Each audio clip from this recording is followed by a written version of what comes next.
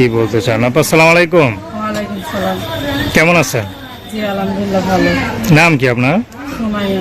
খুব সুন্দর নাম। সুমা আপা, ইউটিউবে কেন আসলেন? একটা জীবন সঙ্গীর আশা। বিয়ে শাদী হয় নাই? বিয়ে শাদী হয়েছে, একটা বাচ্চা আছে, ডিভোর্স হয়ে গেছে। আচ্ছা, কেন ডিভোর্স হলো কেন? সে তার ভালোবাসার মানুষকে বিয়ে করছে। আমাদের বিয়ে পারিবারিক ভাবে হয়েছিল। তার হাত থেকে অন্য মেয়েকে ভালোবাসতো, তার সাথে সম্পর্ক আছিল। বিয়ের 2 বছর পর আর কি তাকে বিয়ে করছে। আচ্ছা, দেখো তো আপনার কত সুন্দর, মাশাআল্লাহ। এত সুন্দরী থেকে আরো সুন্দরী মেয়ে পাইছে তিনি। এখন যার চোখে যাকে ভালো লাগে, এখন ভালোবাসা বলে কথা, সুন্দর ও সুন্দর তো কথা না।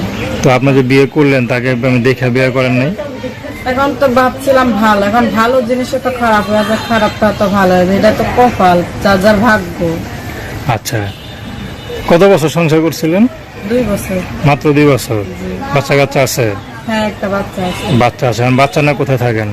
বাচ্চা নিয়ে থাকি মুন্সিগঞ্জ, আমাদের বাড়ি ঢাকা মুন্সিগঞ্জ। মানে আপনার বাসায় থাকেন? জি। আপনার বাসায় কে কে আছে? বাসায় আছে আমার সৎ মা আর আর 3টা ভাই বোন। আর কে আছে? আর কেউ নাই? না, আত্মীয় বলতে তো গার্জিয়ান হিসাবে আর কি। আচ্ছা, তো সংসার কে চালায়? এই যে আমি মনে করেন বাসা বাড়িতে কাজ করি। আপনার বাসা বাড়িতে কাজ করেন? মা খাওয়াইতে পারেন আপনারা? আমার সৎ মা, নিজের মা এখানে থাকে না। আচ্ছা, নিজের মাকে একটা বিয়ে করছে?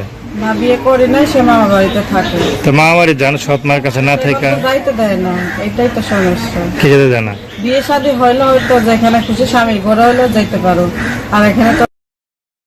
তো যে সৎ মা জ্বালা যন্ত্রণা করে, নিজের মার কাছে যেতে পারেন না, তো এখন যদি একটা কেউ বিয়ে শাদী করতে চান, করবেন?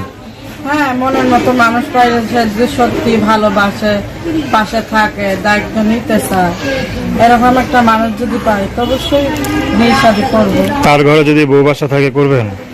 এখন তার যদি সামর্থ্য থাকতে থাকে, আল্লাহ যদি সেরকম সামর্থ্য রাখতে থাকে, সে 2টা বিয়ে করতেই পারে, তাতে কোনো অসুবিধা নেই। পুরুষ মানুষ 2টা 3টা বিয়ে